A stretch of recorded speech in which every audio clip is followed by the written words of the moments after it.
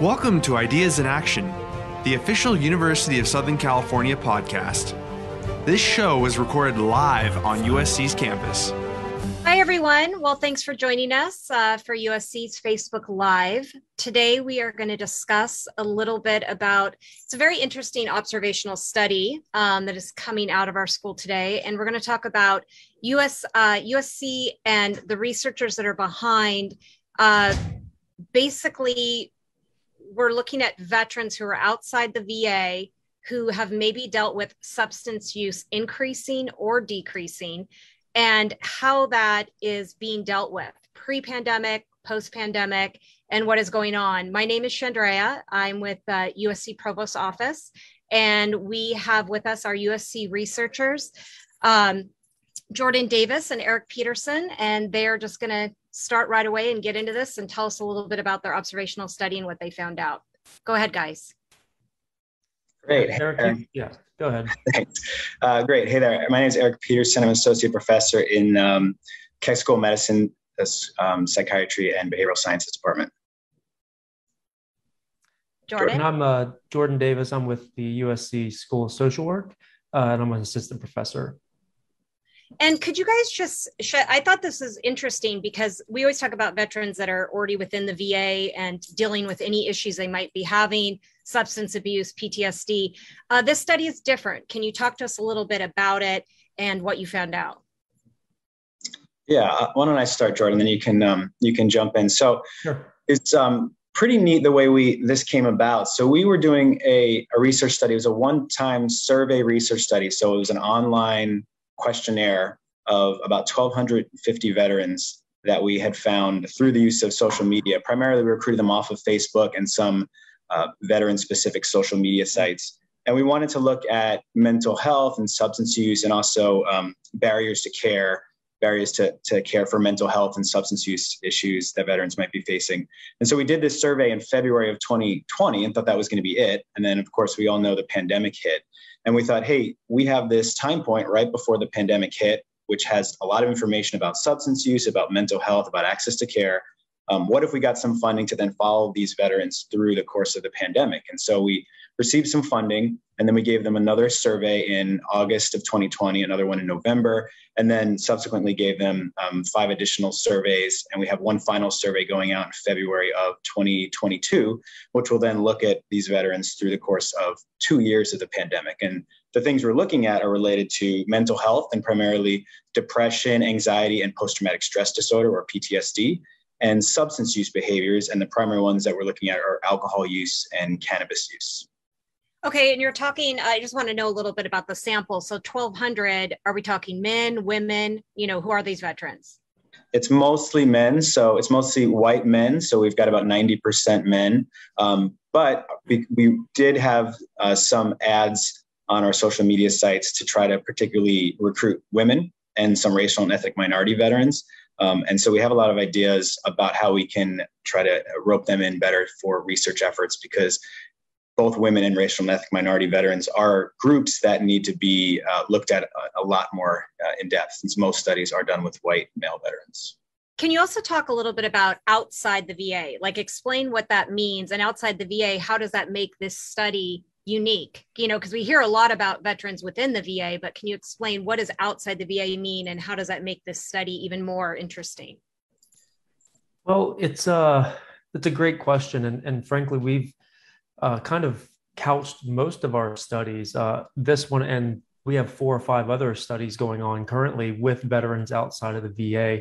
And really all that means is they are recruited via methods that Eric and I have developed over the last, 4 years or so, to recruit veterans who are currently not receiving services at the VA. So what that means is the VA has incredible resources, tons of money, tons of research for veterans in the VA. And they do a really good job. How does treatment work? What works best for specific veterans? But we know about half of veterans do not seek services or cannot seek services at the VA. And even more importantly, is the veterans that are not seeking care at the VA, about half of them do need care. They screen positive for PTSD, for alcohol use disorder, for depression, for suicidal thoughts and ideations, right? So our whole goal for our labs in all of these studies is to develop interventions and a better understanding of veterans who cannot or will not seek care at either a VA or even a private healthcare facility, and find ways to deliver these interventions better to these individuals. How do we get interventions to them? How do we understand their behavioral trajectories? Because we know a lot about veterans at the VA, but very little about those that actually don't seek care there. And what are you learning, not to cut you off, but what are you learning? Why aren't they seeking care? What either one of you can speak to it, but I was just curious, why aren't they? Yeah, I mean, there's all kinds of barriers. It's something that we have been looking at in our research. I mean, stigma is a big one. Also, just the stigma related to actually going into care, or having people know that you're going and receiving services for mental health. Substance use, there's a lot of stigma about seeking care for substance use. Beliefs that they can handle the problems on their own. And we think about people from the military and veterans, these are pretty tough people. And so the mindset might be, I can handle this on my own, or I can, this is something that's just going to wear its course and I'll be fine in a little bit. But everybody could really benefit from some help. And so going into the VA or checking in with a provider in the community can really be something that helps move you along and helps you get over some of those barriers. And are these, these veterans that you've looked at, these 1,200, and I think you had said, how many women do you think you looked at in this survey? Do you have a guesstimate on that? Yeah, there's probably about 150 women in this survey. Okay. And when you look at them, are they across all the branches? Like, is there a wide breadth of veterans? I mean, I know you have male and female and different ethnicities, but is there, are they parents? Or are they, like what have you found out?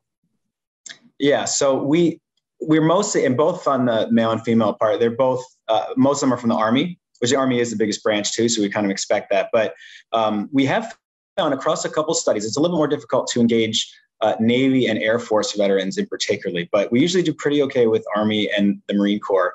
I would say the majority of our women veterans in the sample are from the Army. And I was just curious because, you're reading all these reports. We're in the middle of the pandemic, and there are a lot that came through that said drinking, was skyrocketing. There's a lot of drinking going on, or a lot of consumption. Can you guys shed some light on this group? What did you find out pre-pandemic, post-pandemic? Was there an increase? Was there a decrease? What was going on exactly? Yeah. So this question, while it might seem simple, can get a little bit tricky. So I'm going to do my best to sort of walk through some of the really sort of basic overarching results that we found. And I'm just going to focus on alcohol use. So we've been seeing lots of reports that alcohol sales are skyrocketing. People are drinking more throughout the pandemic. And there are some early reports that showed that. But if you really kind of dive deep into like what they're actually showing, if I'm not mistaken, I could be wrong, but I believe the big report that came out, there was a big national survey, showed an increase over the pandemic, but it was like 1 drink extra per week. So it's like, okay, like how meaningful is that really? Who knows?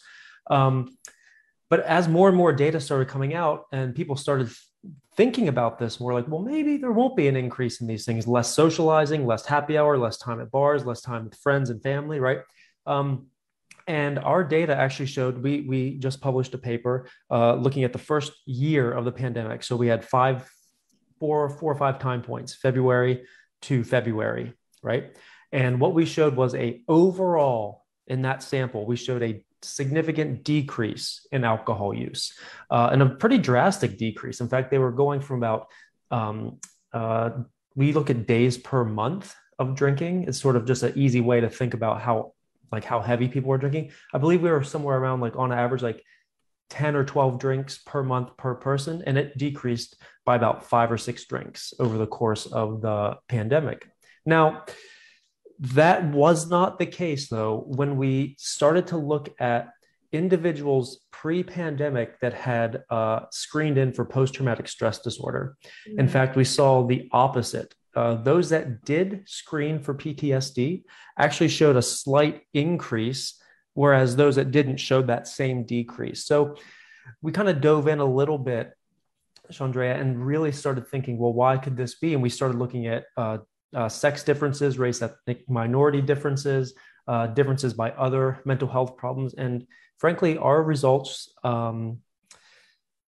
they mirrored what others were showing. There were disparities across race, ethnic minority, disparities across male, female veterans, and disparities across those that had pre-pandemic mental health disorders. And that's so interesting because it kind of goes the opposite of what you would think.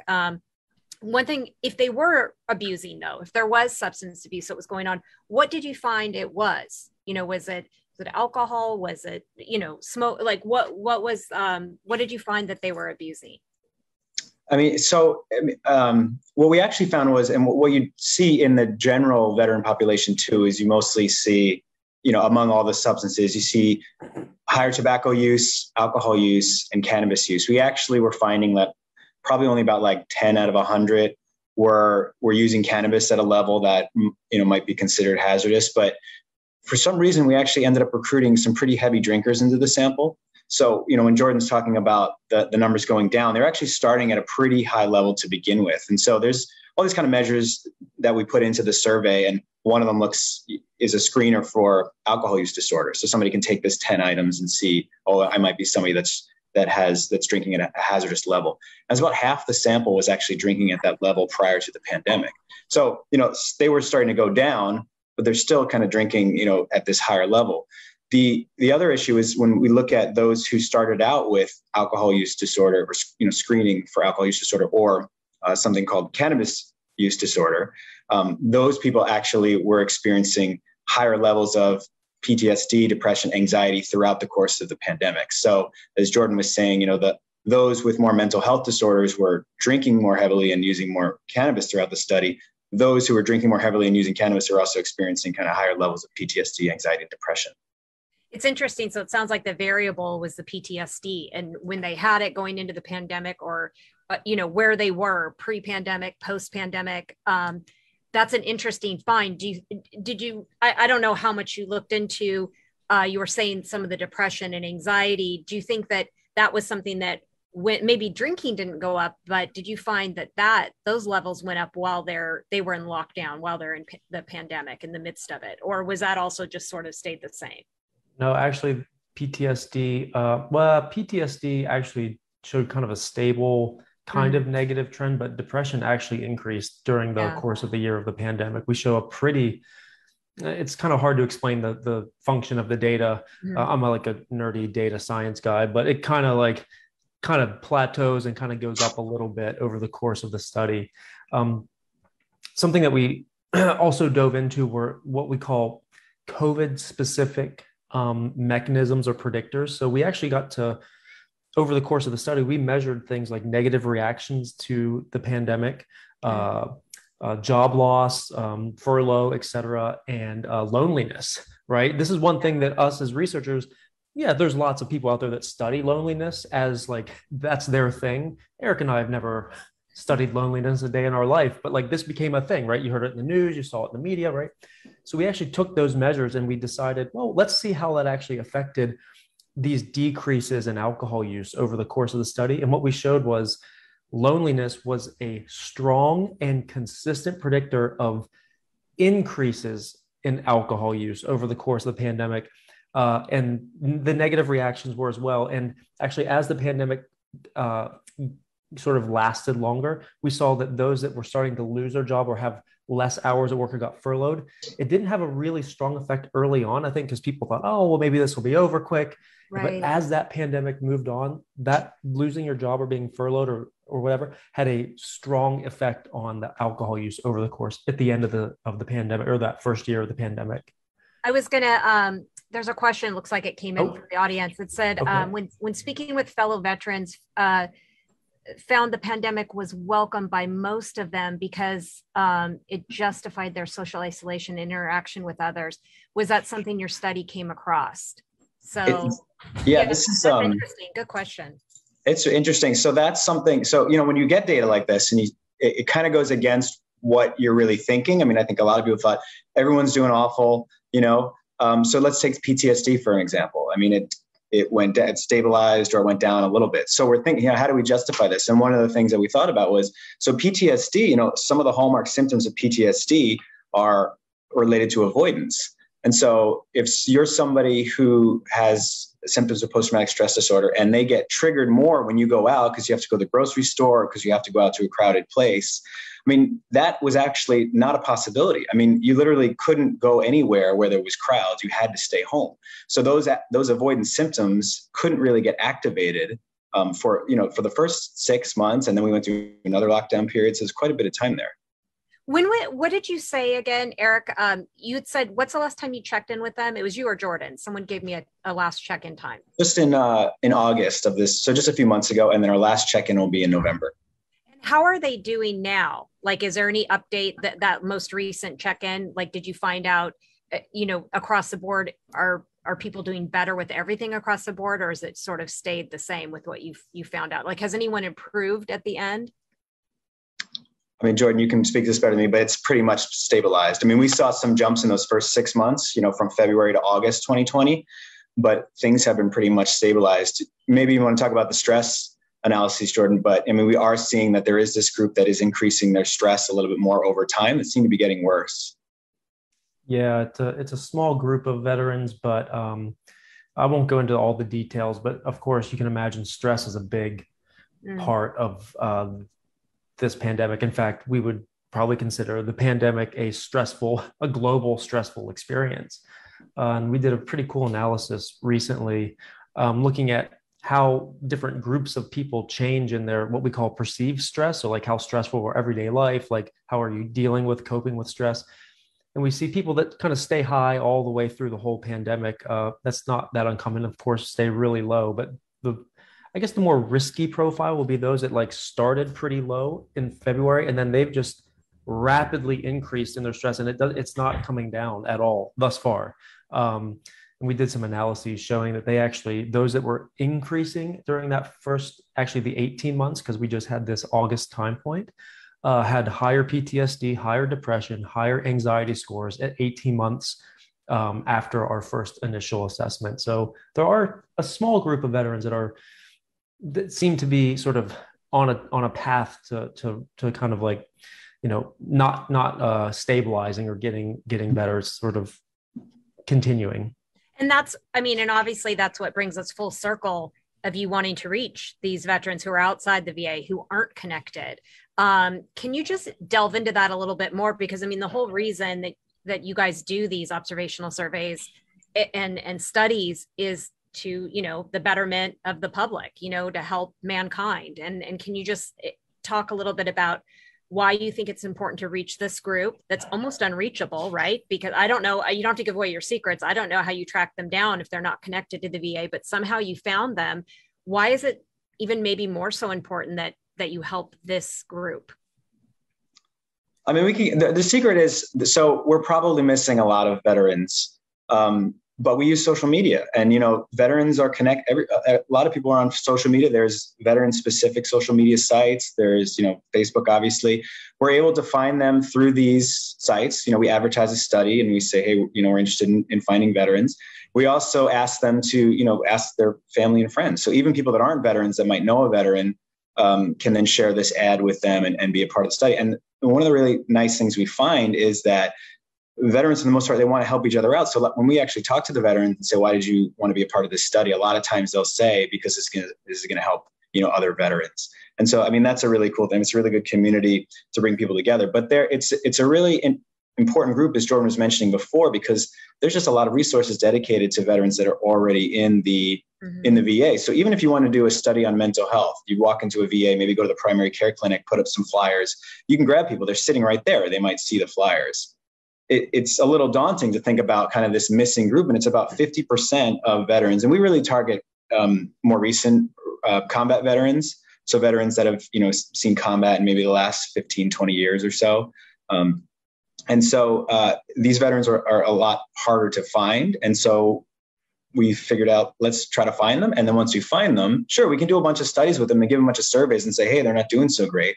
But the point of this research is to inform these programs that we've developed or partner with other people that have already developed these programs so that these veterans can then take a program on their phone or the computer, or we can help encourage them to actually go seek in-person care so that they can get some of those mental health and substance use needs addressed. And, underrepresented groups, Jordan, right? This is sort of an area you are familiar with. Can you talk about it? Because I think, well, and both of you, but I think it's interesting that you are trying to find this group that, isn't found, isn't located, isn't connected in the way that we would like them to be to help them. Can you talk to me about that, Jordan? Sure.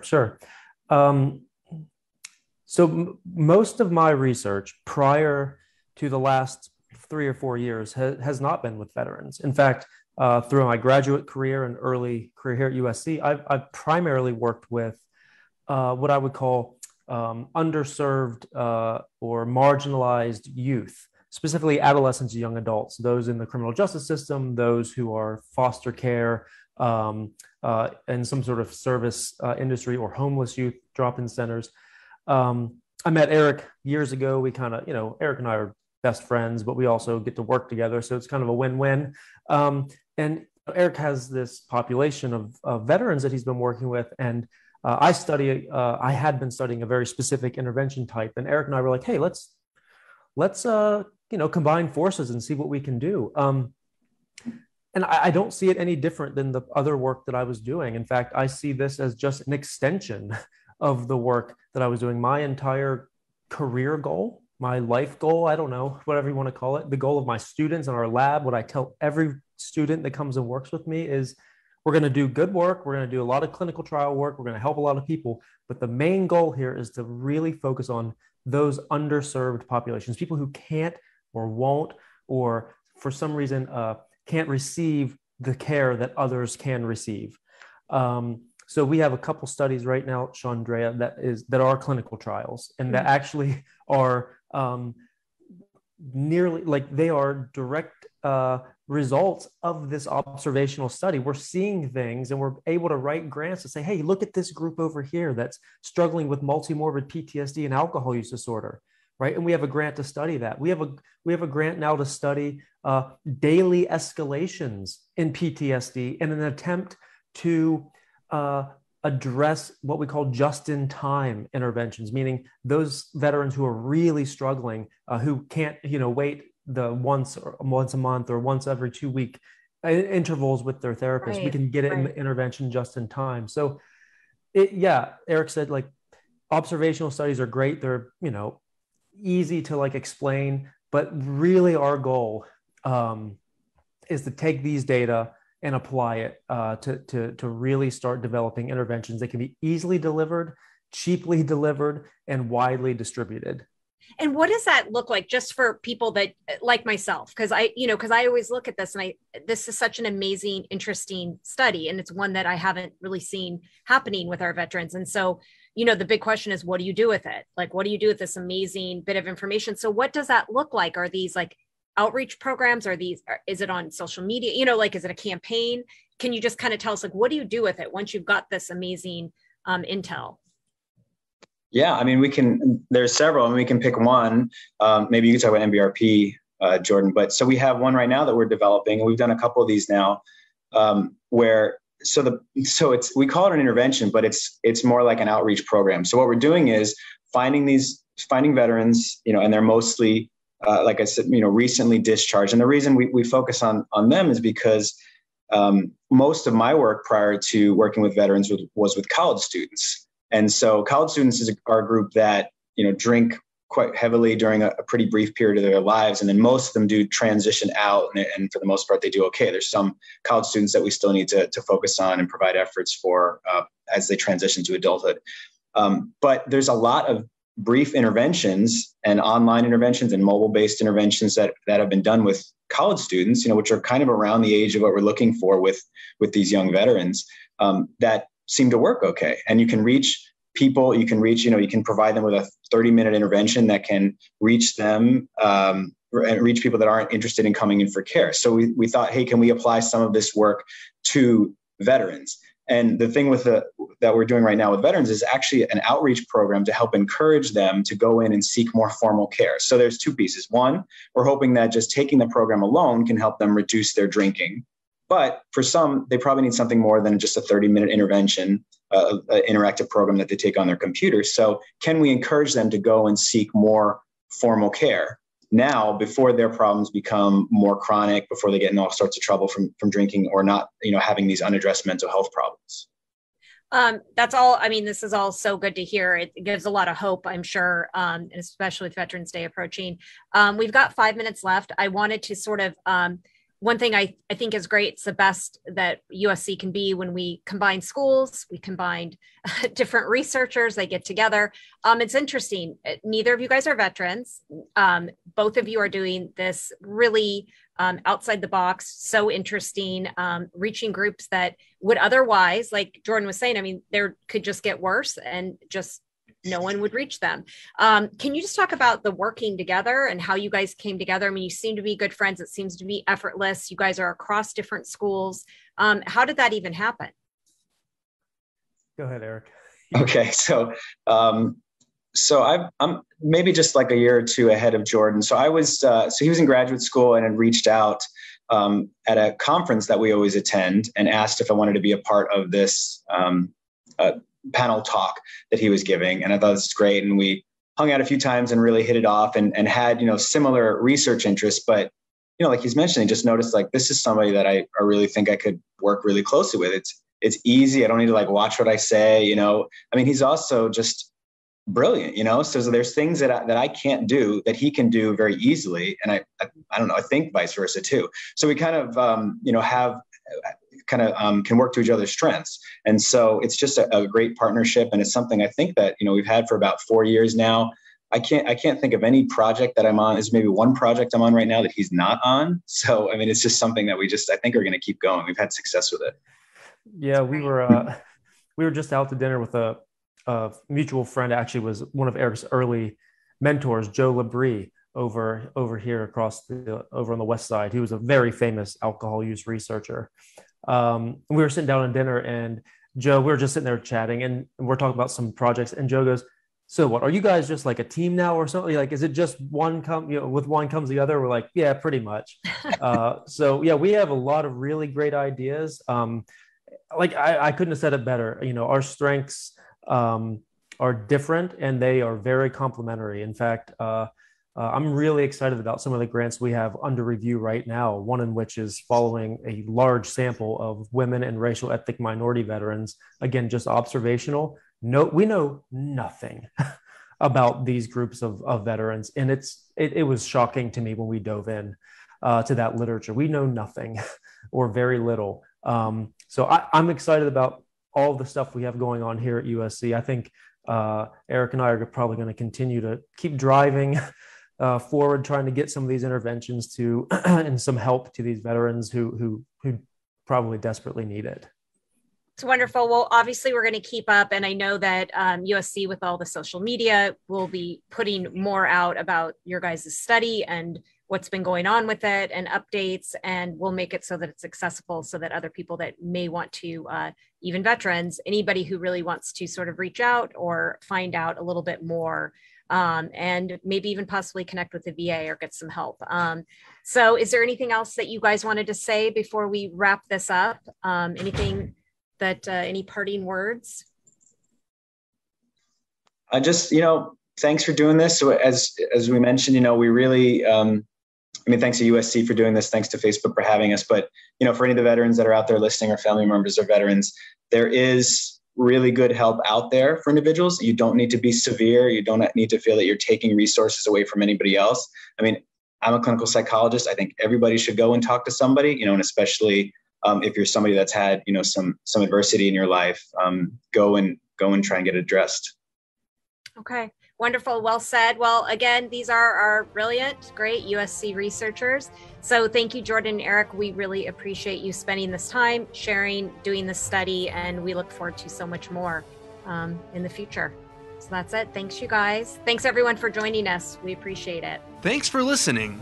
Be sure to subscribe to our podcast and visit us at podcast.usc.edu.